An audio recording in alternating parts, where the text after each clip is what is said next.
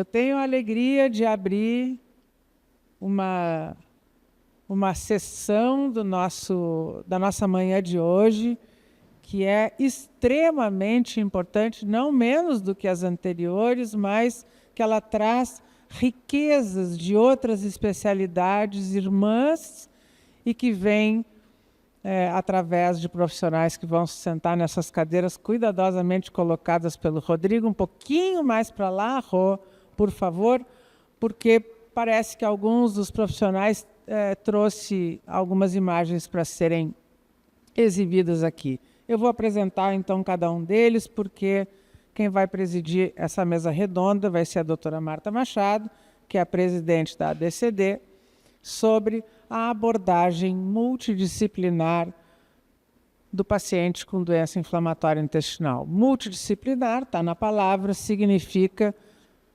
vários profissionais que tocam instrumentos diferentes, mas que têm um mesmo horizonte, que é o manejo da doença inflamatória intestinal. A primeira que eu tenho a honra de chamar aqui é a doutora Adalberta Martins, que é gastroenterologista pela Federação Brasileira de Gastroenterologia. Por favor, tome seu assento, aperte os cintos. Ela é pós-graduada em gastroenterologia pediátrica, que é algo que devia ser proibido por lei, uma criança passar por esses apertos todos, mestre pela Universidade Federal do Espírito Santo e membro da organização dedicada ao estudo das doenças inflamatórias. Doutora Raquel Bertolani, do Espírito Santo, por gentileza, se aproxime. Pode sentar ao lado da Beta. Ela é professora de dermatologia.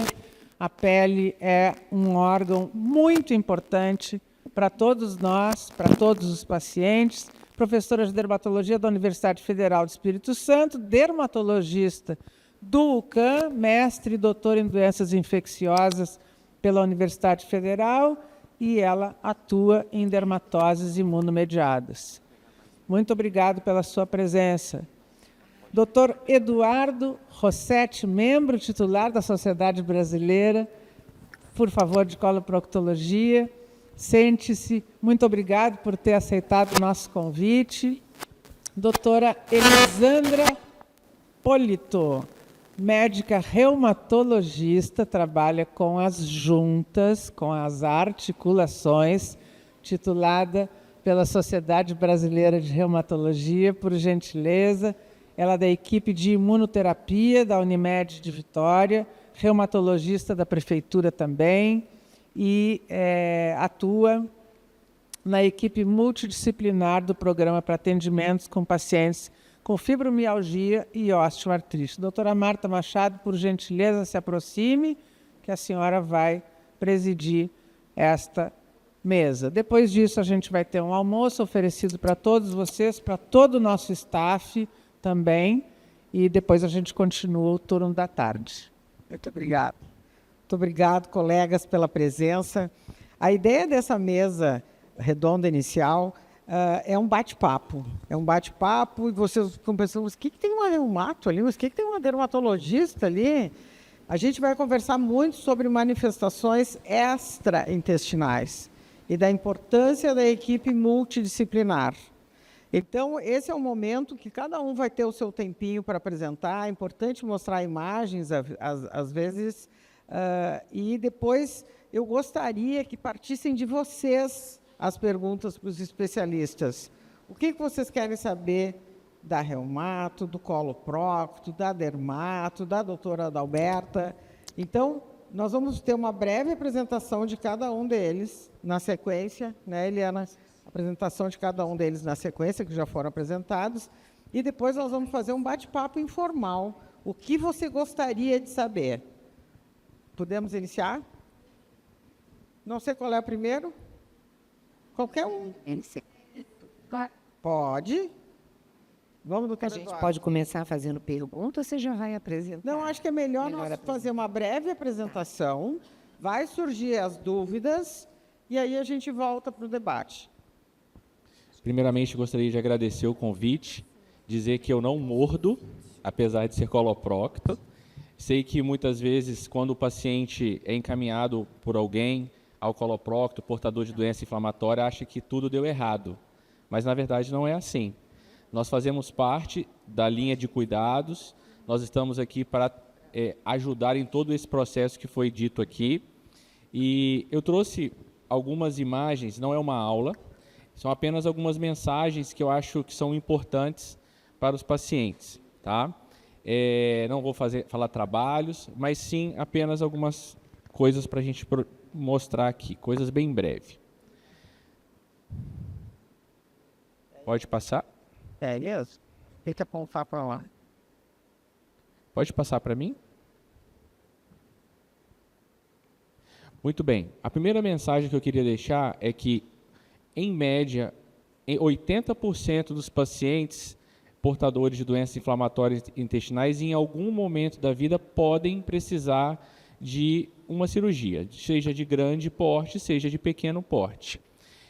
Mas o papel dessa cirurgia está em melhorar essa qualidade de vida. E a cirurgia ela vai entrar num momento onde nem sempre tudo deu errado. Muitas vezes o tratamento foi muito eficaz, mas ele deixou, às vezes, uma pequena sequela, uma pequena cicatriz que a gente precisa corrigir para melhorar essa qualidade de vida. Alguns cuidados, como já foi mencionado, do ponto de vista nutricional, são necessários até a gente chegar nesse ponto que é a cirurgia.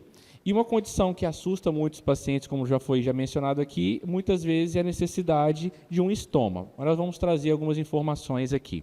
Então, quais são os principais motivos que o coloprocto ele precisa atuar? Quando há um intestino, coloquei aqui um texto bem simples, né? Quando esse intestino ele tem uma estenose, que é ele fechar, o paciente está tendo cólica, está tendo dores, numa situação de emergência, sangramento, falha aos tratamentos e etc. E aqui é uma situação muito frequente, que é quando o paciente tem a fístula perianal. Esse é um desenho da internet, né? E os pacientes nos perguntam muito, doutor, o que é a fístula e como é que a gente vai tratar isso? Então, a fístula nada mais é que um pequeno caminho do intestino até a pele ou outro órgão e que a gente vai precisar atuar. E muitos dos pacientes vão precisar colocar os famosos ceton ou sedenho dentro dessa doença, que estão aqui representados para ilustrar o que os pacientes nos perguntam bastante. Outro ponto que eu gostaria de deixar é que, quando a gente fala de doença inflamatória no cólon e no intestino delgado, eu coloquei esses dois desenhos para mostrar que são órgãos muito diferentes. Então, as cirurgias elas também serão diferentes, então ilustrando, inclusive do ponto de vista vascular, anatômico, como os nossos intestinos são diferentes.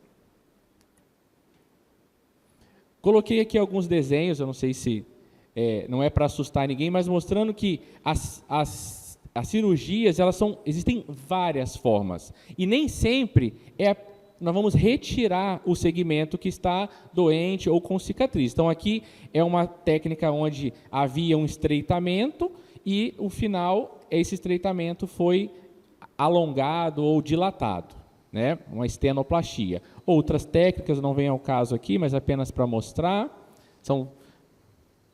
aqui quando é feita uma ressecção e uma emenda do intestino, que nós chamamos de anastomose. E acho que esse é um ponto muito importante que eu queria chegar. Quando um paciente muitas vezes ou eventualmente precisa de um estômago, de uma bolsinha, não é o fim do tratamento ou aquilo seja definitivo. Mesmo que seja um estômago definitivo, hoje o paciente ele consegue ter qualidade de vida, ele consegue ter uma reabilitação, ele consegue fazer tudo que um paciente que não tem um estômago faz. E aqui, essa foto é uma foto do aeroporto de Congonhas, onde lá tem um banheiro, por exemplo, acessível para paciente estomizado. Ou seja, existe readaptação, existe qualidade de vida, o paciente pode viajar, pode passear, pode ter uma vida muito próximo da normalidade. Então, aqui é uma outra foto de um banheiro adaptado, onde o vaso sanitário é colocado numa posição um pouco mais elevada, ou seja, há reabilitação, há inclusão de paciente estomizado. Mostrar que estoma requer cuidado, requer programação, requer planejamento. Então, isso aqui é uma marcação, né, antes de uma cirurgia, onde a gente planejou que o paciente precisaria e onde seria o melhor local de ser colocado esse estômago. São apenas exemplos para os pacientes saberem. Existem vários tipos de estoma, né, que a gente conversa, a gente mostra isso para os pacientes, explica. A questão de como colocar a bolsa, de como que isso é feito, enfim. Nós temos várias técnicas, tudo para o paciente ter uma vida muito próximo daquilo que é o normal. É isso. Sabe, Eduardo, um dia eu escutei de uma paciente que a gente diz, mas é o fim usar uma ostomia. E ela dá uma apresentação dizendo que foi o início da vida dela. Então, realmente, eu acho que a gente tem que quebrar tabus e falar sobre coisas que a gente precisa fazer e que melhoram muito a vida dos pacientes. Então, agora eu vou convidar a doutora Raquel, dermatologista, que também vai nos ser breve, e depois a gente vai fazer algumas perguntas, como botar botox para ruga, essas coisas que a gente adora saber da dermato. Bom dia. Eu vou alterar um pouquinho a minha apresentação. Vocês vão ver que tem algumas coisas escritas, mas nós vamos focar mais nas imagens, tá? Para que a gente seja breve aqui. E assim explicar também para os pacientes que o que nós vamos apresentar aqui são coisas que podem acontecer, não quer dizer que vão, né, acontecer em pacientes portadores de doença inflamatória intestinal, mas é uma forma também de informar, né, de saber que algumas manifestações na pele podem estar interligadas com o intestino, então também é uma orientação, né? Pode passar, eu passo. No meio.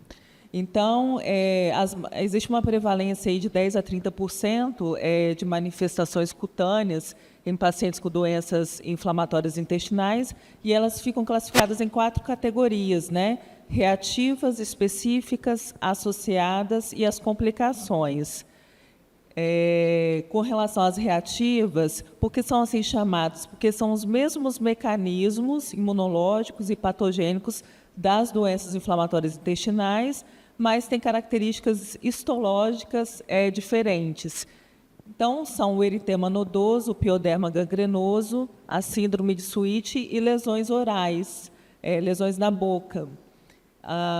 Aqui está uma fotografia do eritema nodoso, que dessas manifestações reativas é a mais comum, numa prevalência de 1 a 15%, é mais comum na doença de Crohn do que na retocolite, e são nódulos avermelhados. Eles são dolorosos, mais palpáveis do que, às vezes, visíveis, geralmente nos membros inferiores, né, nas pernas. Então, não vou falar muito especificamente de mecanismos, né, mas, geralmente, assim, nos membros inferiores, eles podem refletir a atividade da doença inflamatória intestinal. E lembrando também que todas as condições que eu vou estar descrevendo aqui, todas têm tratamento, tá, gente? Então, vamos focar mais na... Então, assim, uma mensagem importante é que o eritema nodoso na pele reflete a atividade da doença inflamatória intestinal. O pioderma gangrenoso é uma manifestação um pouco mais grave na pele, mas também o bom é que ele é menos frequente, né? É mais comum em mulheres, e aqui ele não vai refletir tanto a atividade da doença inflamatória intestinal. E são úlceras que podem abrir na pele, né? Tem uma borda mais violácea e são úlceras assim mais escavadas, com bordas mais escavadas.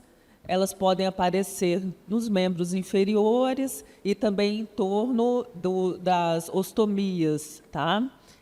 Como aqui a gente tem, deixa eu ver aqui, tem aqui, né? Aqui também, ó, na perna, aqui perto do pé e aqui em torno de uma ostomia. Deixa eu passar aqui. E a mensagem aqui é que, né, ela é grave, mas independe da atividade da doença intestinal. A síndrome de Sweet são umas pápulas eritematosas que podem aparecer na face, nos membros superiores, e elas têm um aspecto assim meio brilhante de pseudovesiculação. Está vendo aqui? Pseudovesiculação. Parece que é uma vesícula, como se tivesse um conteúdo líquido, mas, na verdade, não tem conteúdo líquido. Ela também pode ser desencadeada, às vezes, por tratamento, como, por exemplo, pela azatioprina ou pela 6-mercaptopurina, que é um dos tratamentos, né, para doença inflamatória intestinal.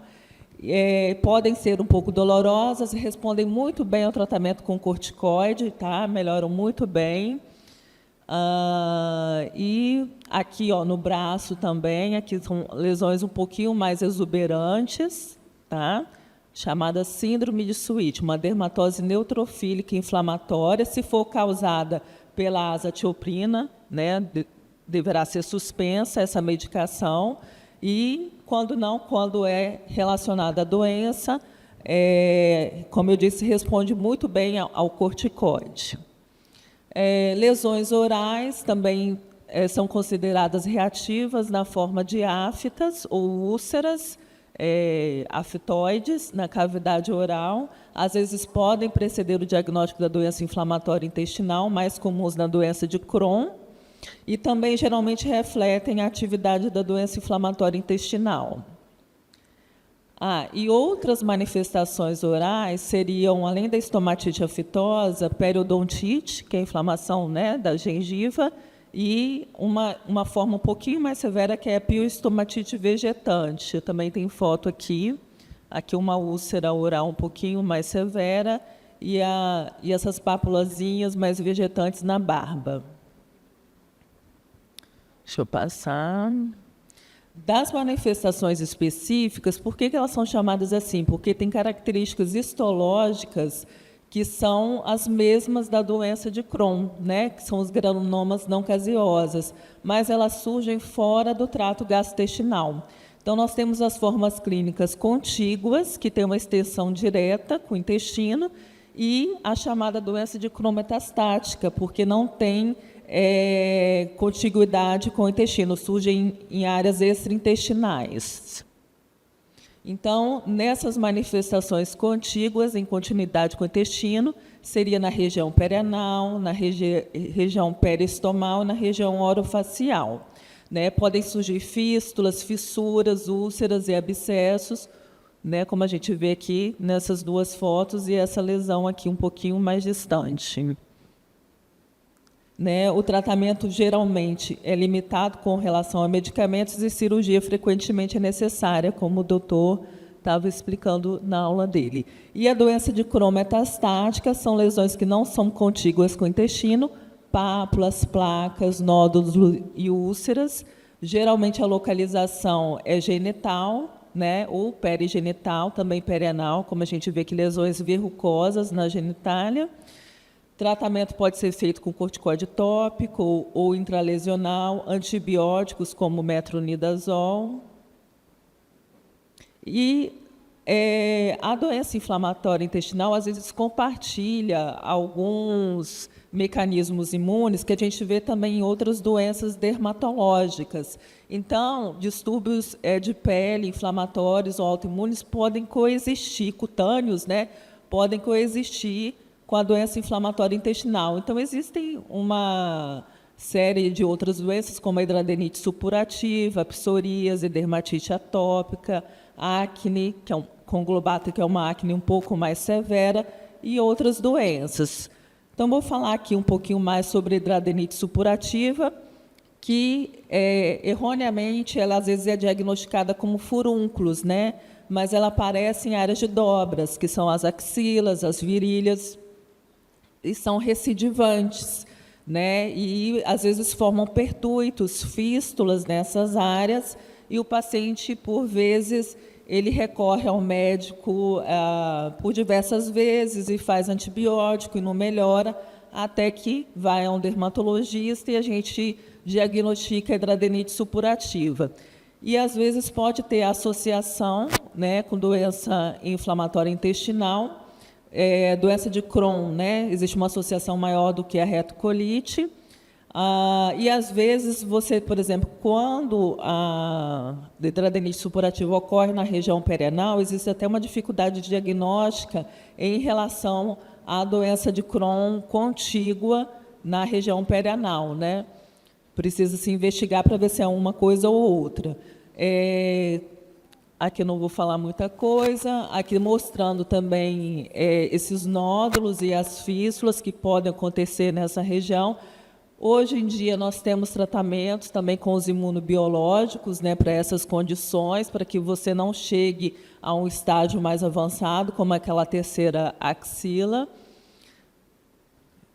E a psoríase, né, existe uma associação bidirecional entre psoríase e as doenças inflamatórias intestinais.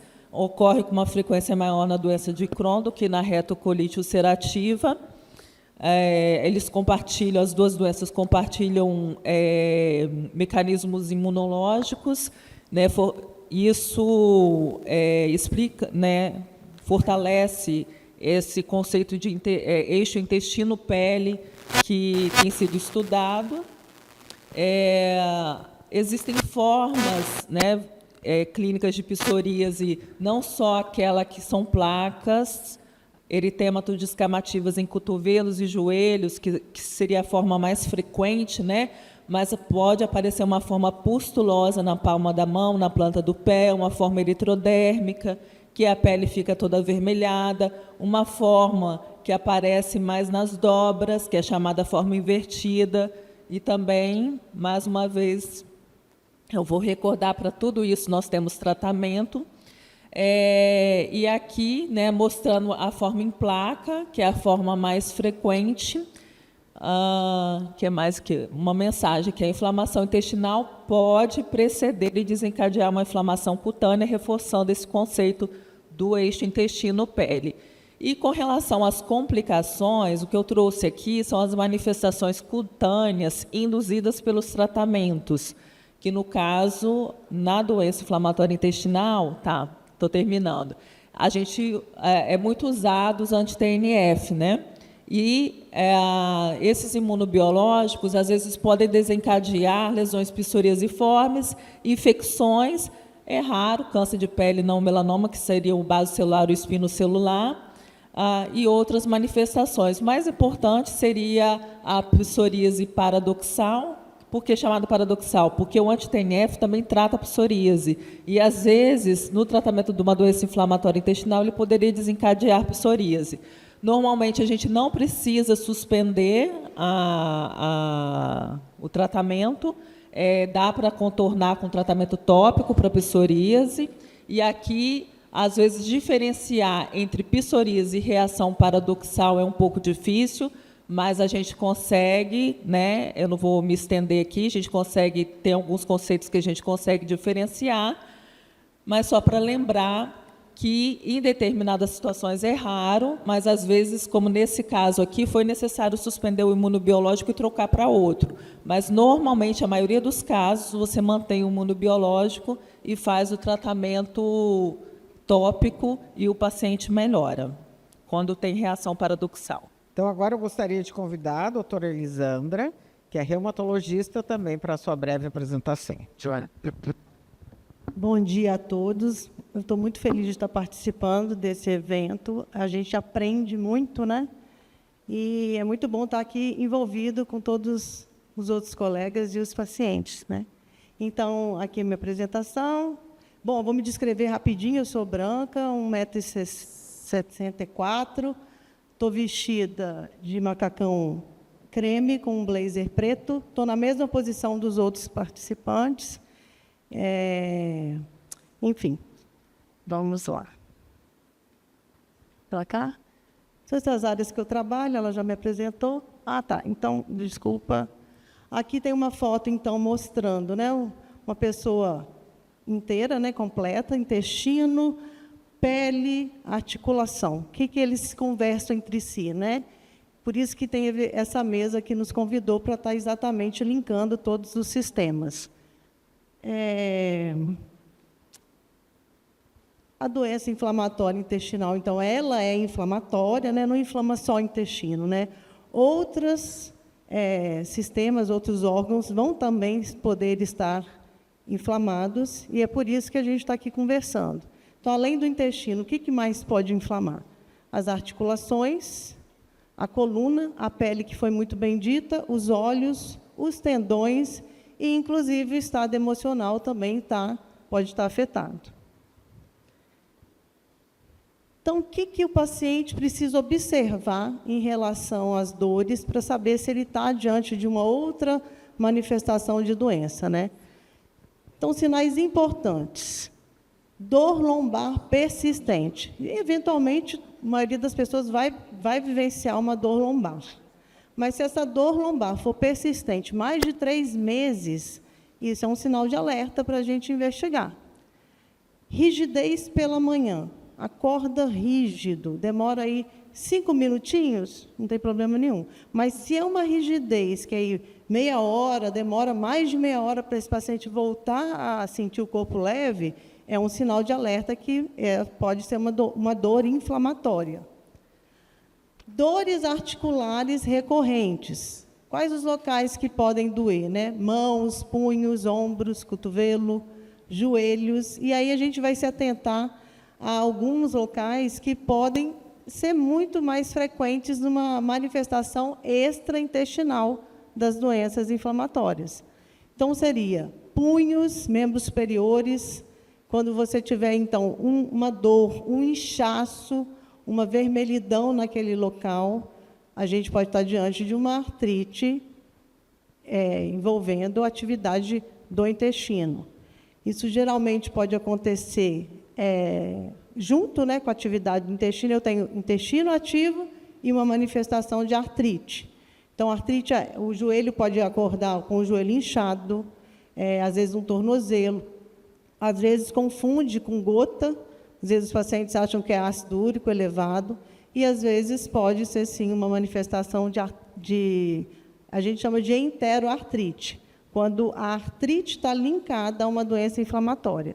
Isso pode acontecer conjuntamente, já com o diagnóstico, ou pode preceder, às vezes pode ser a primeira manifestação da doença. E a dor lombar, ela geralmente pode... Ixi, cara, será que foi eu que apertei aqui alguma coisa? Mas a dor lombar, ela pode, inclusive, não estar associada à atividade da doença inflamatória. Então, o paciente tem uma doença inflamatória, não está ativa, está em remissão, e ele abre um quadro de espondilite, que é uma inflamação na coluna vertebral, nas sacroiliacas, e isso também pode piorar muito a qualidade de vida do paciente. Outro local interessante é o calcanhar. Então, o paciente que tem dor nos pés, o local que mais chama atenção para a gente pensar numa manifestação de enteroartrite é a região posterior do calcanhar, que é o tendão de Aquiles. Quando isso aí inflama, dói, a gente tem que ligar o sinalzinho. Outra coisa, fadiga intensa, dificuldade para se movimentar. Quando é que a gente vai procurar o reumatologista? Uma coisa que a gente gosta de chamar a atenção é como que a gente vai discernir as dores, se é dor inflamatória, dor mecânica. Então, dor inflamatória, eu acordo, eu repouso e tenho dor, ao contrário do que a gente espera, né? Espera repousar e melhorar. Não, o paciente vai repousar e piora a dor. Piora a dor à noite, ele acorda no meio da noite com dor, isso é uma dor inflamatória. Rigidez matinal, já falei, e acordar à noite. Então, essa primeira coluninha são os sinais de dor inflamatória que a gente tem que buscar um diagnóstico.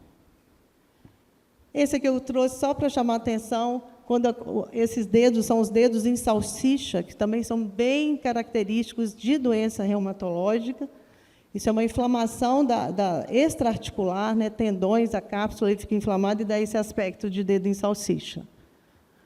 Os olhos também podem ser manifestação de doença inflamatória, episclerite, uveíte, a psoríase já foi citada.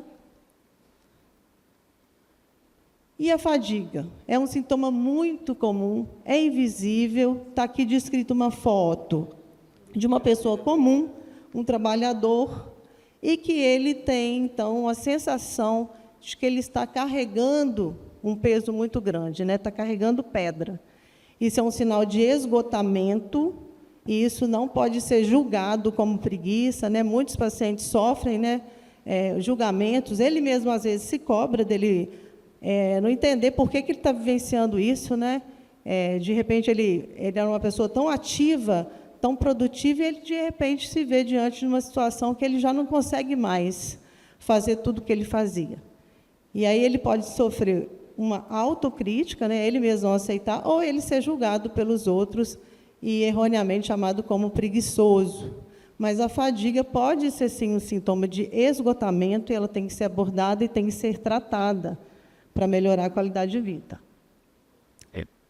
Bom, aqui está falando sobre a fadiga como um sinal de atividade de doença.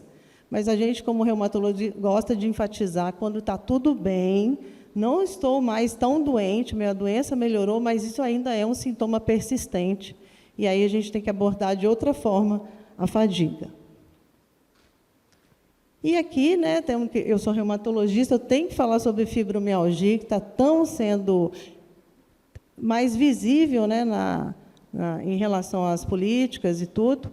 A fibromialgia é uma condição de dor crônica, dor difusa, uma situação que acomete 5% da população. Então, assim, onde você for, vai encontrar alguém com dores crônicas, muito possivelmente pode ser fibromialgia. Essas pessoas têm alteração do sono, elas não conseguem repousar. Então, sono não reparador, elas acordam com muita fadiga, tem fadiga o dia inteiro, e uma alteração comum da capacidade de absorver, de memória. Então, ela tem a sensação que a cabeça está muito ruim, isso vai deteriorando, né, a qualidade de vida dela, e isso tem que ser abordado, porque isso pode acontecer junto com a doença de Crohn, junto com a doença retocolite, junto com a espondilite, junto com outras doenças autoimunes ou sem nenhuma condição. Ok.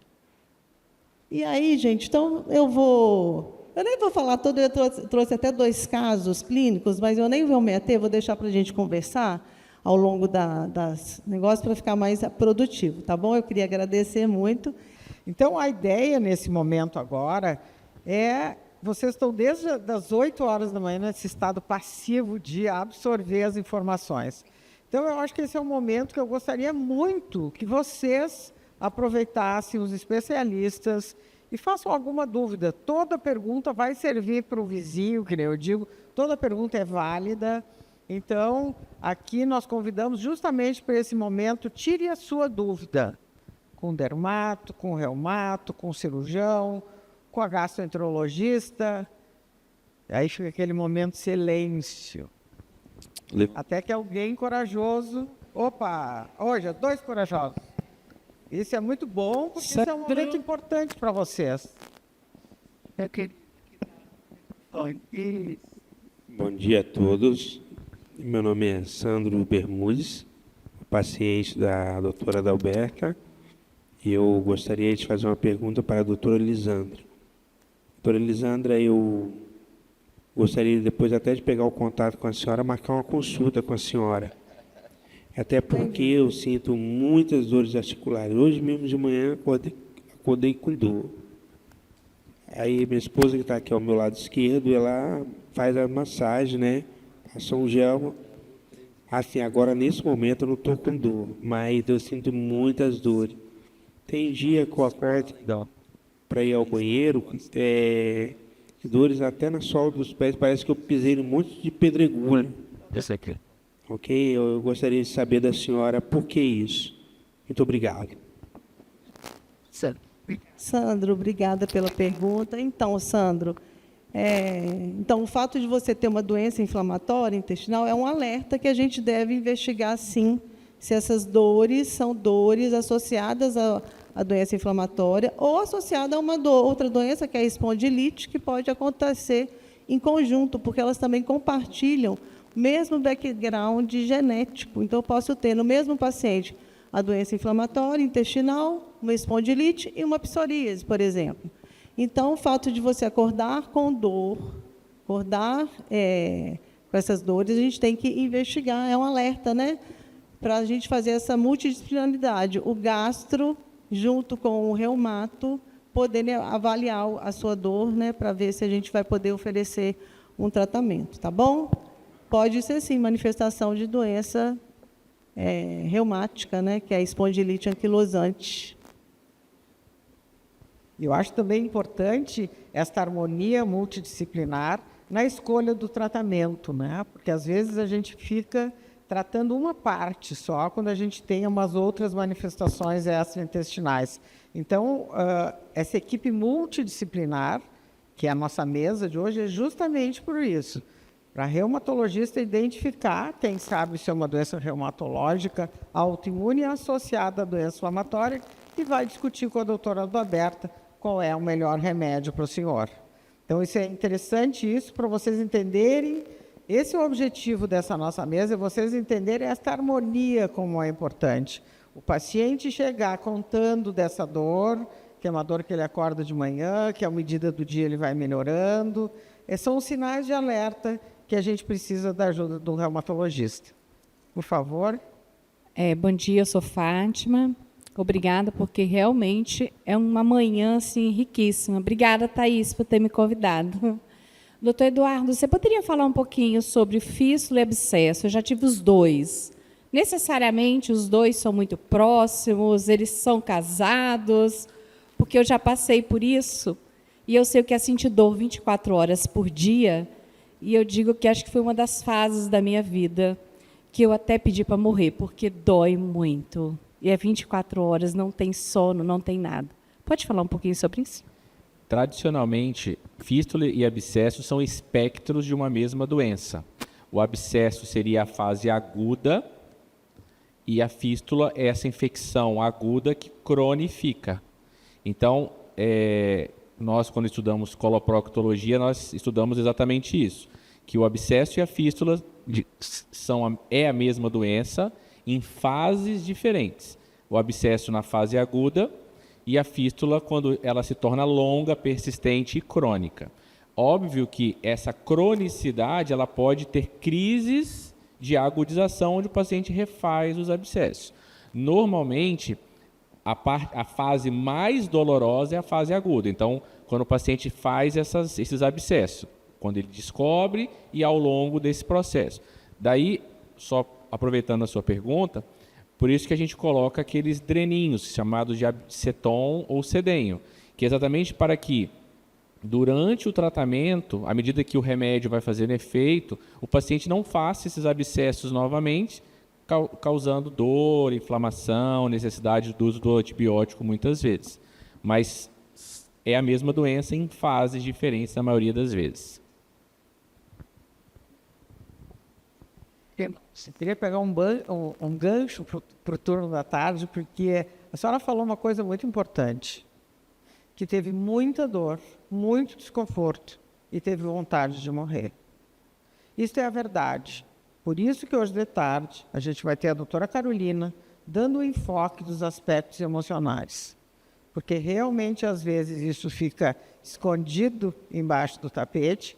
E eu achei importantíssimo o seu depoimento, além do esclarecimento dessa fístula, que realmente é um problema. A gente considera sempre um paciente grave quando tem fístula. Eu preciso de um coloprocto para botar, que nem lá no sul te diz, as Maria Chiquinha, porque a gente coloca umas borrachinhas no trajeto para ele não fechar. Mas a sua pergunta foi ótima e o seu depoimento de vontade de morrer vai ser abordado hoje no final do dia. Então, eu convido todos vocês a ficarem para essa... Porque, normalmente, no final, a gente já fica louco para ir embora, e a gente vai abordar muito esse aspecto emocional. Muito obrigado.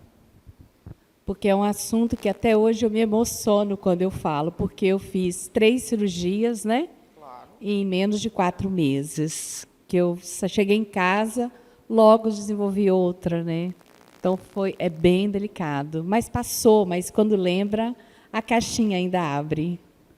Mas a gente tem que pensar que tudo passa, né? O cirurgião é o nosso...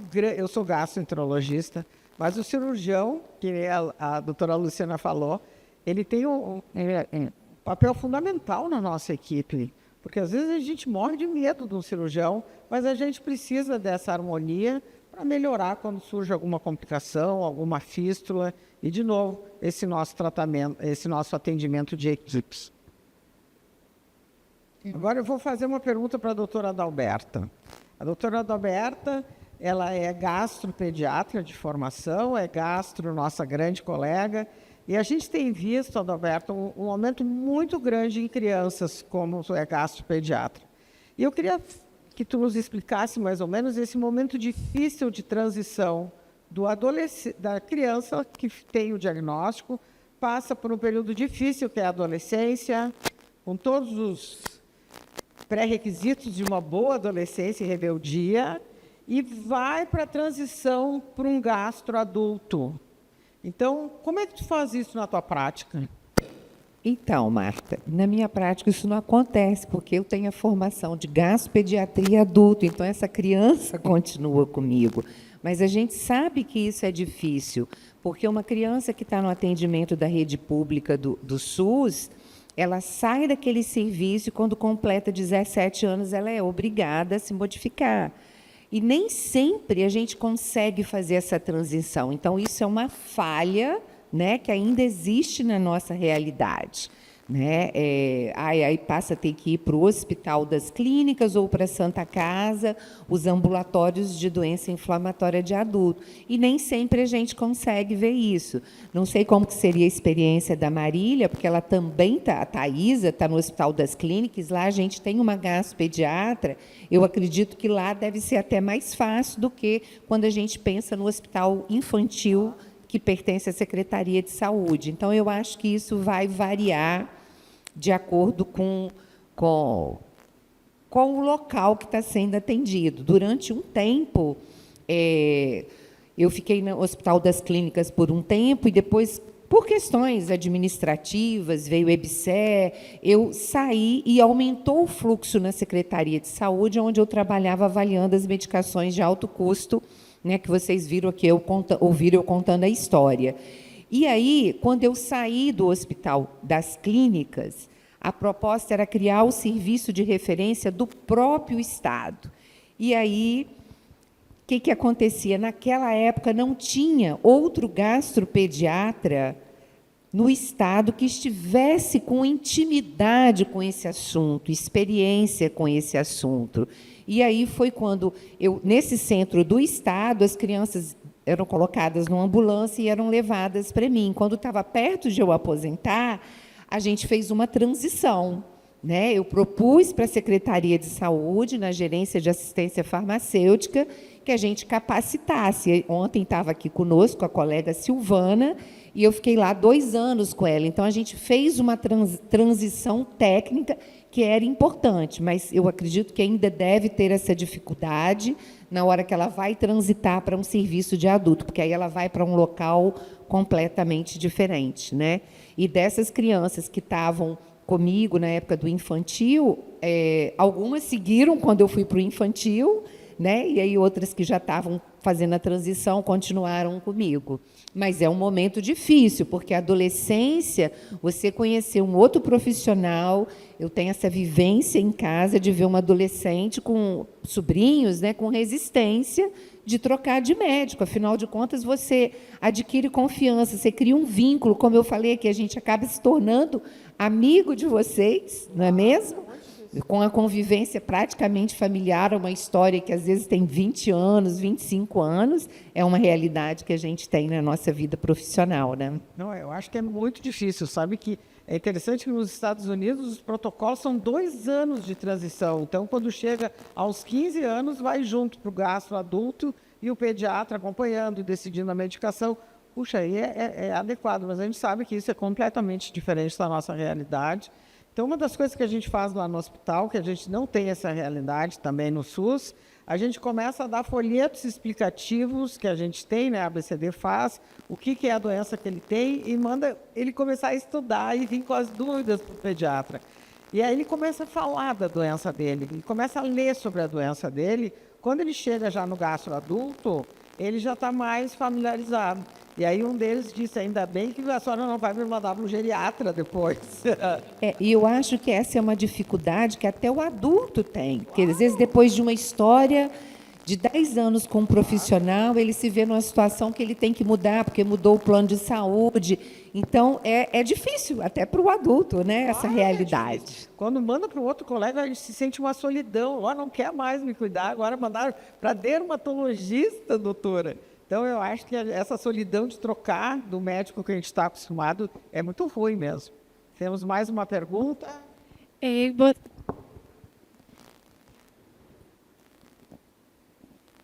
Del. Boa tarde a todos. Eu me chamo Jéssica. Bom, eu vou resumir porque tem que ser bem breve, mas eu tenho uma pergunta para Remato e tenho também uma questão de um acontecimento meu com a dermato.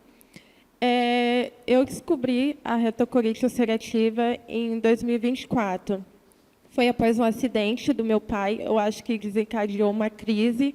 Os primeiros sintomas foi quando eu fui no hospital e eu não entendi o que estava acontecendo, que eu tive uma desidrose nas mãos. Então, eu tive uma ferida muito séria, eu não sabia o que tratar, não tive ajuda de ninguém.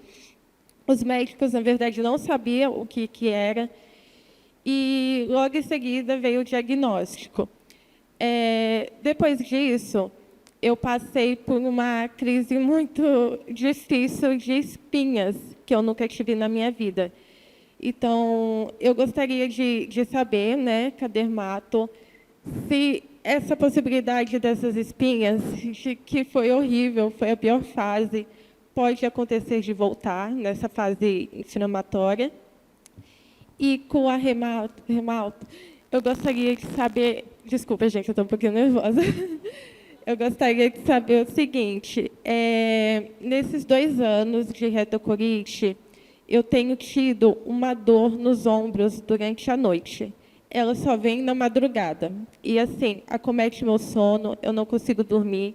Ela fica em torno, assim, de 1 semana e meia. É uma dor insuportável. E, de repente, ela passa como um passe de mágica. Não tem remédio que trata, não tem anti-inflamatório, na verdade, no caso, que eu evito o máximo possível, mas nada passa, nada. A não ser, às vezes, por escondido, eu tomo um Torcilax, mas, mesmo assim, é bem difícil para dormir e conviver com a dor. Vou começar por mim, então. A sua desidrose, ela não tem relação direta com a doença inflamatória intestinal. Pode ter ocorrido nesse período de estresse, que você estava internada, porque ela tem relação com estresse, né? E, às vezes, ela volta em períodos de estresse. Em algumas situações, a gente identifica uma causa, que pode ser alergia a um detergente, né? A um produto de limpeza, por isso usar luvas, né? Mas, às vezes, ela recorre em períodos de ansiedade. A acne, você tem quantos anos? Eu tenho 30. 30. Então, a acne, ela, às vezes, assim, existe a acne na mulher adulta, que pode estar relacionada a questões hormonais, né? Uma acne mais severa, que provavelmente não foi o seu caso, que é a acne conglobata, poderia ter relação com a doença inflamatória intestinal. Mas a acne, no geral, nem tanto. Aí teria que ser feita uma avaliação, entendeu? Sua mais especializada para se fazer um tratamento. Mas, assim, não acredito que tenha relação, não, porque não foi uma acne mais complicada, complexa que você teve. Eu acho que era isso, né?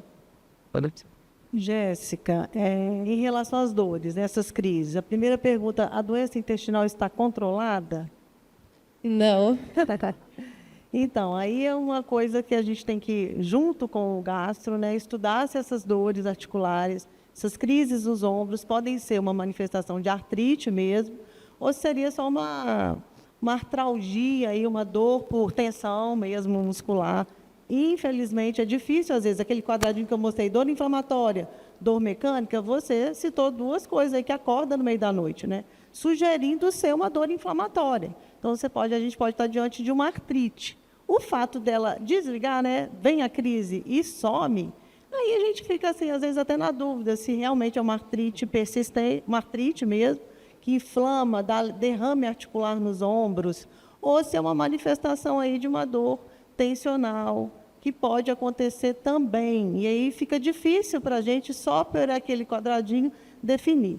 Enfim, estando o intestino ainda em atividade, é bom a gente definir se você está fazendo artrite para até a escolha do tratamento. Porque os tratamentos hoje, graças a Deus, né, nós estamos vivendo uma era da medicina muito confortável, que nós podemos, com um medicamento, tratar intestino, tratar as manifestações reumatológicas, tratar a pele. E alguns casos não. Até um caso que eu ia trazer era exatamente um rapaz com retocolite, usando uma terapia anti-TNF, teoricamente teria, né, seria uma medicação boa para ele, e ele estava tendo muitas dores. E, no caso, a doutora Marília mandou para mim, para a gente avaliar em conjunto, e aí, o que chamava a atenção? Uma das coisas que desencadeou a doença, né, foi um estresse também na vida dele. Ele ficou 15 anos em remissão, depois abriu um quadro que teve que internar, e que é o que acontece às vezes com os pacientes, né? E ele tinha uma condição de saúde, um sedentarismo, sobrepeso e um estresse persistente no trabalho, no ambiente de trabalho. Nós fizemos todos os exames, a dor parecia, inclusive, que seria uma dor inflamatória, mas os exames estavam todos normais. Chegamos a fazer estudo por ressonância das sacroiliacas para investigar se ele tinha espondilite. Estavam tudo normal, PCR normal, tudo normal. A doença inflamatória no intestino estava em atividade. Foi trocado o remédio dele para um outro mecanismo de ação para tratar o intestino e abordagem multidisciplinar da dor, que é muito importante, né? Mudança do estilo de vida, aí é uma decisão pessoal, né, gente? Quando eu estou diante de um problema, eu não escolho o problema, né? Ninguém escolhe ter a retocolite, ninguém escolhe ter doença de Crohn, fibromialgia, ninguém escolhe isso. Mas depois que eu estou diante do problema, eu escolho se eu vou tratar ou não, se eu vou aderir às mudanças do meu estilo de vida, né? Então, a proposta é atividade física, saúde mental, melhorar o sono, que é muito importante a gente tentar garantir o sono, né? Para realmente descansar, abandonar o tabagismo, né? São decisões pessoais. Então, no seu caso, essas dores, você tem um perfil talvez ansioso aí junto, né? Que também tem que ser abordado. Porque também a gente não escolhe ser ansioso, né, gente? Eu escolho ser ansiosa demais. Eu tenho técnicas, depois provavelmente a próxima aula é essa, né? Para poder controlar isso. Acho que vocês vão aproveitar mais a aula dela sobre isso. Muito obrigado. Claro. Microfone aqui, por favor. Vou fazer. Só que eu tenho aqui. Ia botar. Quero. Chefa. Bom dia, né? Mas para boa tarde, eu acho. A minha pergunta, meu nome é Sandra, prazer a todos. A minha pergunta é com a dermato, porque, na realidade, eu tenho doença de Crohn, trato com mesovidular, vedolizumab, e, assim, antes, um pouco, assim, na aparência, eu tenho umas pintinhas, e isso foi muito longo. Eu descobri, na realidade, que eu tenho mastocitose, e, assim, sistêmica também, porque fiz também Desculpa que eu estou nervosa. Fiz um exame na medula óssea, tenho também, e, enfim... Aí, assim, eu queria saber se elas são parceiras, se elas têm alguma coisa... Qual o nome do medicamento que eu não entendi? Que você vê? Vedolizumab. Vedolizumab. Não, eu ainda não vi, tem uma relação, até fiz uma pesquisa recente, né, para essa aula, entre mastocitose e doença inflamatória intestinal, mas confesso que teria que pesquisar, porque a mastocitose é mais rara, né? Pois ela é mais rara. Eu tinha poucas na pele, muito poucas pintinhas. tempo. Hoje eu tenho muitas. Muitas. Assim, no tronco, Sim. bem... Assim, no rosto também. Mas, assim, aí também, por curiosidade, óbvio, a médica também pesquisando, eu fiz um exame, né, na medula óssea. E descobri também, infelizmente, que tem na medula. Assim, internamente, porque, assim, né? a lista de doenças que podem estar associadas era até grande, né? Que eu passei ali até rápido, né? Desde psoríase, hidradenite, vitiligo, que é uma doença autoimune, aí tem algumas vasculites, alopecia areata, mas assim, confesso que até uma doença rara lá, que é epidermólise bolhosa, eu vi lá também, que eu não fazia ideia que teria relação com doença inflamatória intestinal, nessa revisão que eu estava fazendo, até para esse encontro, mas mastocitose, não vi relato. Então, deixa quieto, né? Porque ela também está quietinha, ela só é aparente, né? Eu não tenho sintoma nenhum, mas assim, eu imaginei, né? Por agora, né? eu tá passando por esse quadro também, né? De doença inflamatória intestinal. Sim. Aí eu agradeço. Nada, querida. Obrigada, Só tá? vou te ajudar um pouco, porque eu tive recente um caso também de mastocitose, e eu revisei muito na literatura. Então vamos Um ouvir. paciente me disse uma coisa muito interessante, doutor, até unha encravada me dizem que tem relação com a minha doença. Então, a gente está falando de uma doença autoimune, né, que a gente sabe algumas coisas, outras gigantescas não. Então, a primeira coisa que o médico sempre diz, isso é da sua doença. Então, às vezes, o paciente diz, nem conta que tu tem retocolite ou Crohn, porque vão dizer. Então, a mastocitose não tem relação com o tratamento e não tem melhora com o tratamento da doença inflamatória intestinal. Então, é uma outra doença que não é frequente e que o vedolizumab, o infliximab, a terapia biológica, qualquer, não vai nem lhe melhorar, nem lhe piorar. É ótimo. Então, esse é um grande problema. É como se a pessoa fosse hipertensa e tivesse retocolite, vai ter que tratar a hipertensão.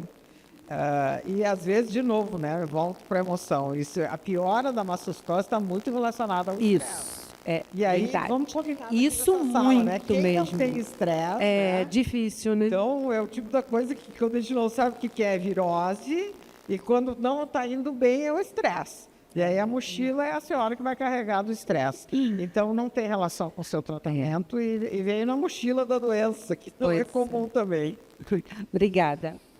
Eu não sei se tem mais alguma pergunta. Marta, eu quero fazer uma pergunta Para quem? para a doutora Raquel. Eu já coloquei ela na saia justa. A Raquel é uma dermato raiz, né? Eu falei, Raquel, o que a gente ouve muito no consultório é perguntar, eu uso imunobiológico, eu uso uma medicação imunomoduladora, eu posso fazer tratamento para ficar mais bonita, né?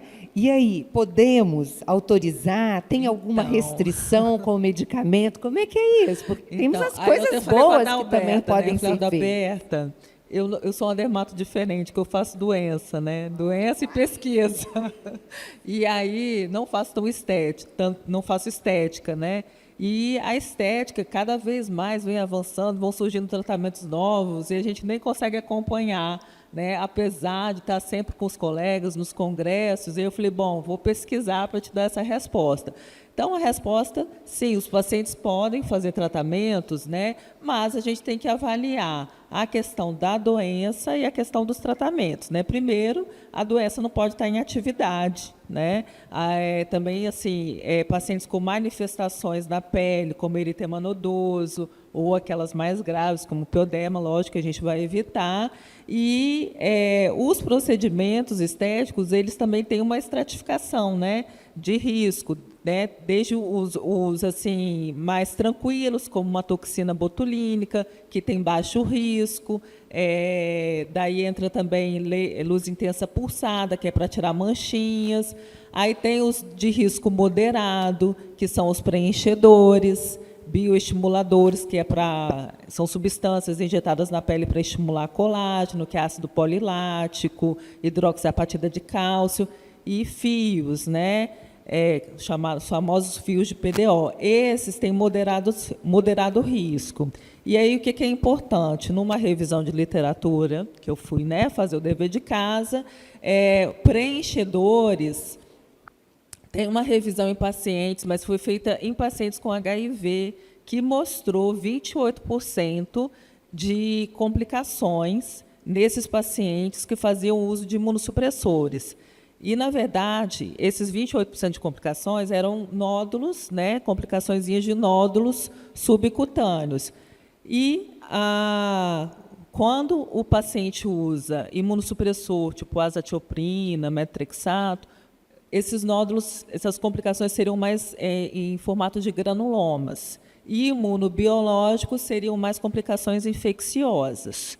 Mas, em outro estudo que foi feito com pacientes reumatológicos, com doenças autoimunes, houve uma grande satisfação dos pacientes, assim, não houve riscos importantes, os pacientes ficaram muito satisfeitos, ou seja, demonstrando que os procedimentos, se forem feitos da forma correta, com asepsia, com segurança, com profissionais capacitados, pode ser feito, né? Pode ser feito.